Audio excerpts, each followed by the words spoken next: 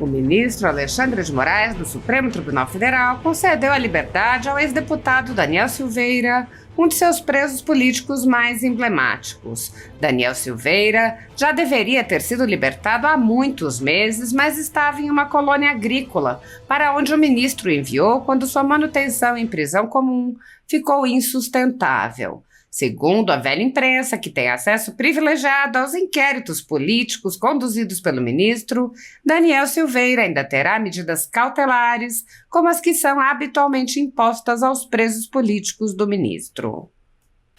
O deputado Daniel Silveira é um dos mais emblemáticos alvos da aberta perseguição política promovida pelo ministro Alexandre de Moraes, do Supremo Tribunal Federal, contra seus adversários políticos. Mesmo em pleno exercício do mandato parlamentar, o deputado foi preso por palavras proferidas em vídeo e permaneceu preso preventivamente por mais de 7 meses. O deputado teve suas redes sociais bloqueadas e foi proibido de conceder entrevistas e de participar de eventos públicos.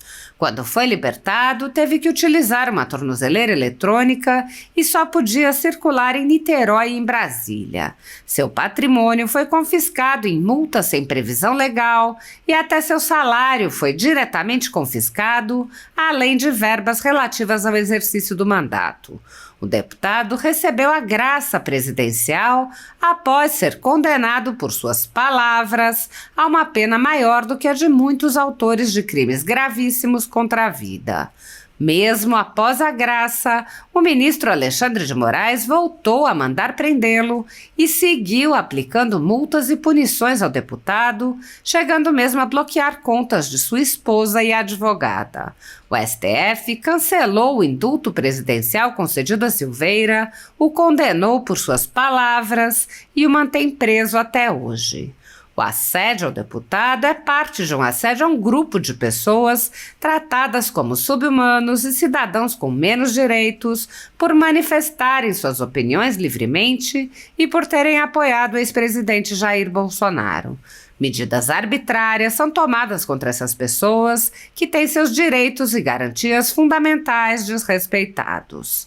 A Folha Política teve sua sede invadida e todos os seus equipamentos apreendidos no âmbito de um inquérito do ministro Alexandre de Moraes, que foi posteriormente arquivado por falta de indícios de crime. Posteriormente, a Folha Política teve toda a sua renda confiscada a mando do ministro Luiz Felipe Salomão, ex-corregedor do Tribunal Superior Eleitoral, com o apoio e louvor dos ministros Luiz Roberto Barroso, Alexandre de Moraes e Edson Fachin.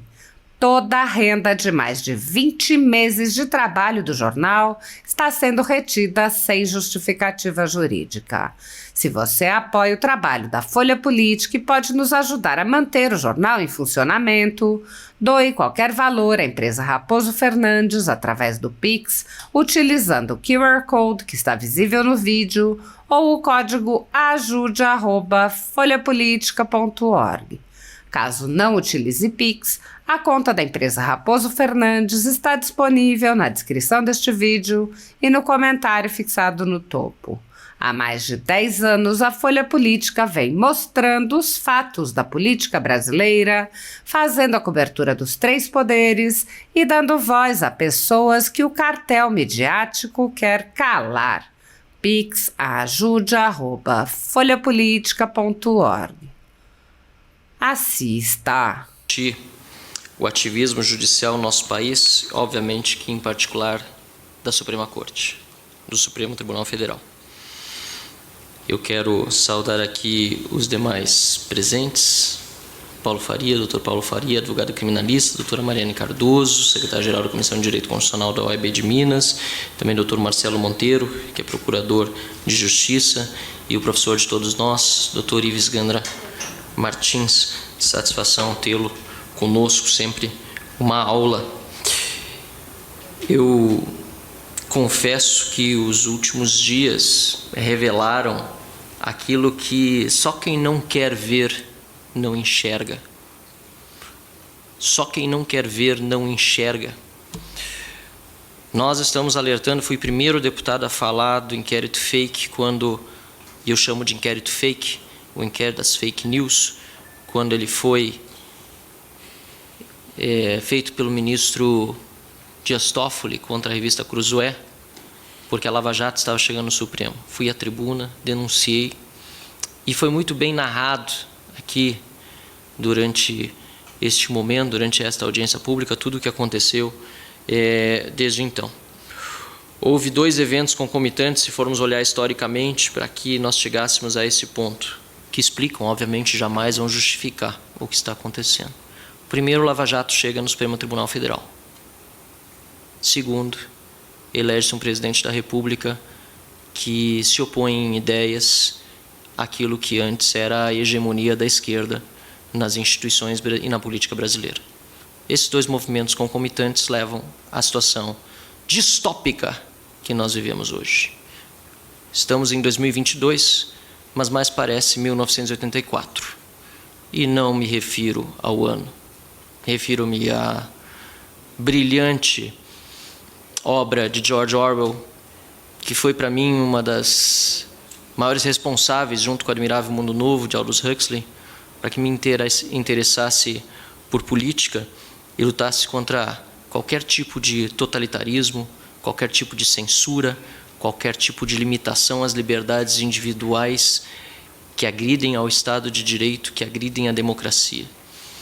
O que nós estamos vendo hoje no Brasil, e digo, só não vê quem não quer enxergar, é perseguição política e censura.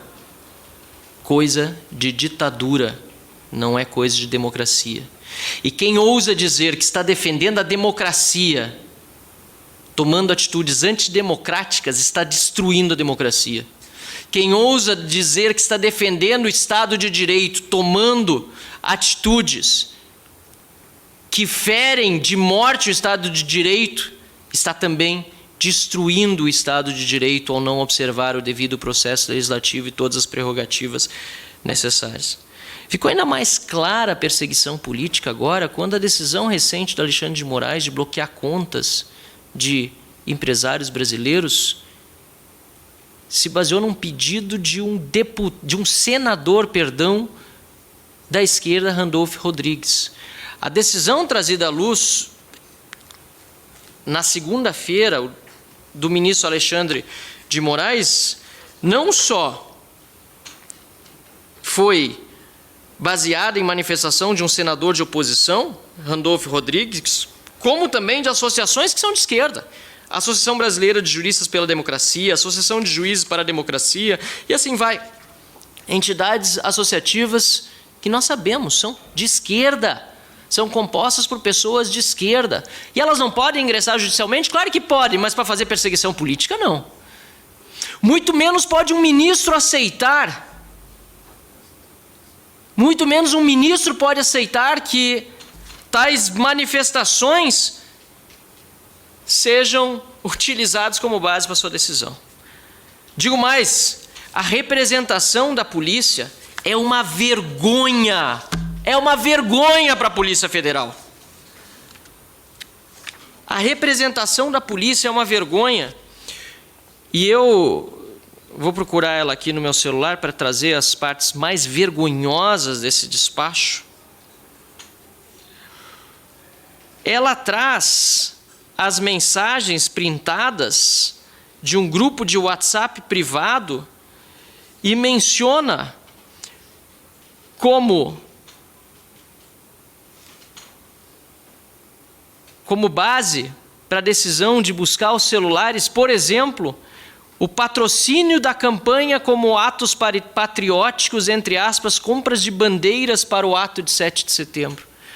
As compras de bandeiras para o 7 de setembro mencionadas em conversa de WhatsApp num grupo de empresários é mencionado como algo que pode ser ameaçador à democracia brasileira. Mas, para demonstrar o caráter da perseguição política, o delegado se chama Fábio Álvares Schor. Para demonstrar o caráter de perseguição política, diz ele, como é sabido, não diz de onde que se sabe isso, Mas, como é sabido, mensagens de apoio a atos violentos, ruptura do Estado Democrático de Direito, ataques ou ameaças contra pessoas politicamente expostas têm um grande potencial de propagação entre os apoiadores mais radicais da ideologia dita conservadora, principalmente considerando o ingrediente do poder econômico e político que envolvem as pessoas integrantes do grupo. Isso é um absurdo! Isso é um absurdo! Ele está, primeiro, supondo que os atos serão violentos. Supondo que os atos 7 de setembro serão violentos. Historicamente, eu participei de todas as manifestações com bandeiras do Brasil, pelo impeachment de Dilma, contra o PT. Se havia alguém violento, era uma raríssima exceção e muitas vezes ainda era infiltrado pela esquerda. Então, eles supõem que são violentos, mas do outro lado, a esquerda faz as suas manifestações e nunca se viu uma perseguição dessa do Poder Judiciário, como manifestações do MST, da CUT, da UNE, quebrando tudo, incendiando lixeira, quebrando carro, lojas, tudo que vem pela frente. Aliás, eles não só ameaçaram invadir o STF, eles invadiram o STF. O MST invadiu o STF. Grande potencial de propagação entre os apoiadores mais radicais da ideologia dita conservadora. Ele ainda bota dita conservadora para dizer, me afasta, eu não sou conservador, eu não tenho nada com isso. Estou usando até essa palavrinha aí, dita conservadora, que eu não conheço direito, mas é dita conservadora. É um absurdo! Absurdo! Uma vergonha para a Polícia Federal. Uma vergonha para a Polícia Federal. Estou providenciando, inclusive, representação na ouvidoria, porque não é possível que haja, dentro da Polícia Federal, um servidor fazendo um trabalho desses de perseguição política. Envolvem pessoas integrantes do grupo, considerando o ingrediente, do poder econômico e político que envolvem as pessoas integrantes do grupo. Poder econômico e político. Essas pessoas, poder econômico, perto da força e da máquina estatal, não tem nada.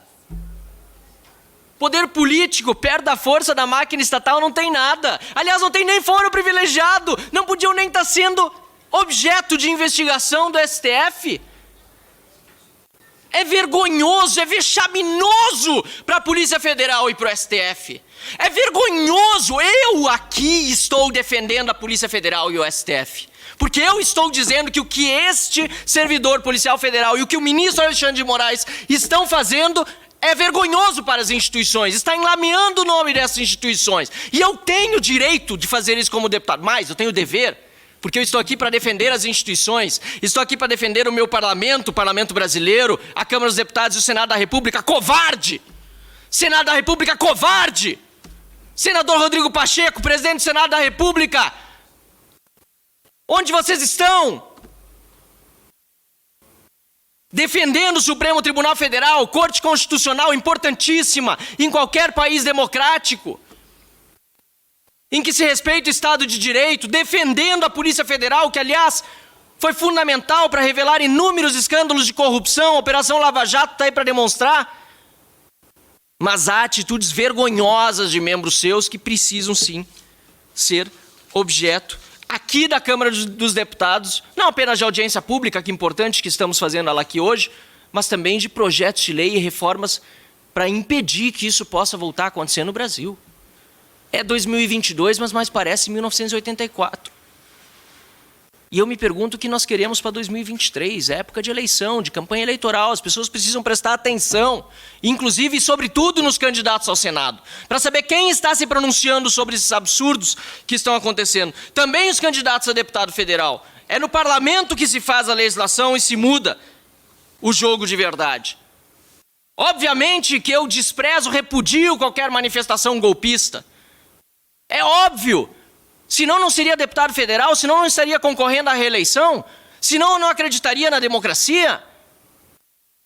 E é por isso que eu a defendo. E é por isso que eu defendo o direito das pessoas se manifestarem independentemente da posição política que elas exprimam. Hoje nós temos pessoas caladas no Brasil pelo Poder Judiciário, redes sociais, inclusive de um deputado federal que é concorrente à reeleição e do presidente dessa audiência pública, suspensas. Só um lado pode falar? Aliás, ministro Alexandre de Moraes, não existem apenas dois lados. Vamos parar com esse maniqueísmo. Nós mesmos aqui somos independentes na Câmara dos Deputados. Existem muitas formas de pensar. Há uma pluralidade de ideias no país e nós precisamos saber quem pensa de qual forma, justamente para que, me perdoem a palavra, os idiotas sejam de forma transparente conhecidos e não hajam nas sombras. É para isso que existe liberdade de expressão. Mas a distopia orwelliana, nesse momento, predomina. O tal do duplo pensar. Guerra é paz. Liberdade é escravidão. Ignorância é força. Eu estou realmente muito indignado com o que está acontecendo no nosso país. Mas que essa nossa indignação nos leve à preocupação. Não existe um povo livre quando o governo não é limitado. Quando ele se excede, ele prejudica a liberdade. Eu vejo que, além da questão da perseguição política, me parece haver até questões pessoais envolvidas. Não gostaria de pensar nisso, mas as decisões são tão manifestamente ilegais e inconstitucionais que as maiores entidades empreendedoras, empresariais do Brasil e agora também, infelizmente, os meios de imprensa e de comunicação têm se manifestado contra esse arbítrio, contra esse abuso, essa ditadura do Poder Judiciário que está fazendo uma devassa em cidadãos. Quebrar sigilo telemático da conversa de WhatsApp dos cidadãos, o sigilo bancário, bloquear contas, é como o policial pegar o cidadão e fazer uma revista. Mas não é uma revista só apalpando ele, vendo se ele tem alguma coisa estranha no bolso. É pedindo para tirar o paletó. É pedindo para tirar os sapatos. Agora as meias. Vamos ver essa conversa de WhatsApp aqui, o que está acontecendo ali. Quem sabe ele está planejando alguma coisa. Conversa de WhatsApp, tem gente naquele grupo que nem falou nada. E está com as contas bloqueadas. E está com sigilo telemático quebrado. Tira também a calça. Vamos lá. Gravata, camisa também. Mas tô só de cueca! Tira! Tira a cueca! Estão pelados, nus, diante da Polícia Federal e do Judiciário brasileiro por uma decisão ilegal, abusiva, autoritária, inconstitucional? E cadê o Senado?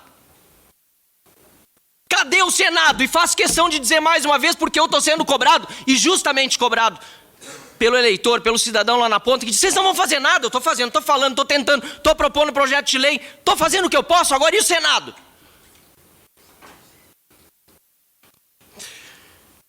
Eu aqui, presidente, encerrando essa minha manifestação, e me perdoem pela veemência, eu acredito num país verdadeiramente livre, num país em que a gente possa falar o que pensa, num país em que a gente possa expressar opinião, num país em que devemos ser, sim, responsáveis com a nossa opinião e com as instituições. E é porque eu defendo as instituições, porque eu defendo, repito, o parlamento, o poder executivo, o poder legislativo e o judiciário. Os três poderes, que eu quero harmonia e independência entre eles, que eu quero que seja respeitado, o que está no artigo 53 da Constituição, que eu faço questão para encerrar a ler aqui, senhor presidente, que diz literalmente o seguinte: os deputados e senadores são invioláveis civil e penalmente por quaisquer, é o plural de qualquer, a única palavra no português que tem um S no meio, quaisquer, não falou nem qualquer o constituinte derivado, porque foi alterado, foi uma emenda constitucional feita para deixar ainda mais claro o que já era óbvio.